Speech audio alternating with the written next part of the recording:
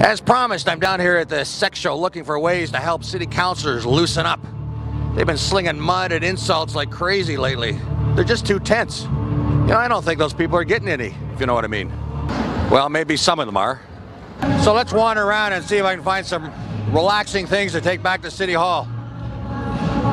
Egodriven.ca, that sounds promising for City Council. But this sure isn't Adam Vaughn.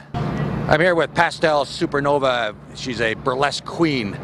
Pastel, what makes good burlesque? Gorgeous performers, trained dancers, theater goers, good costumes. And what makes a good burlesque performer? The need to be on stage.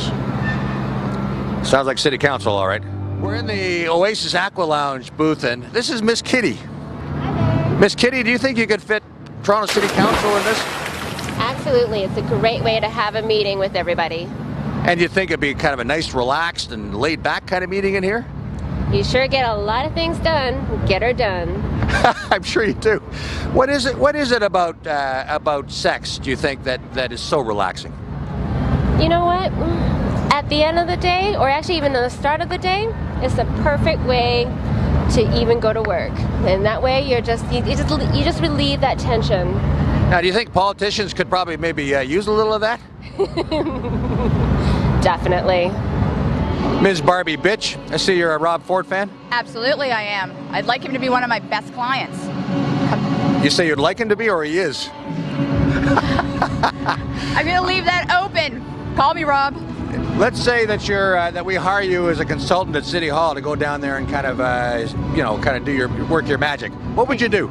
What would I do? Yeah. Number one, I would absolutely whip them into shape. Number one, some of the women I think are completely uptight and they need to let loose and relax, because clearly that's some issues there.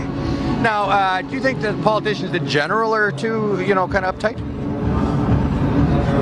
I have to say politicians. There's a few of them there that are my kinkiest. They're the kinkiest people out there. You mean you got politicians in your dungeon?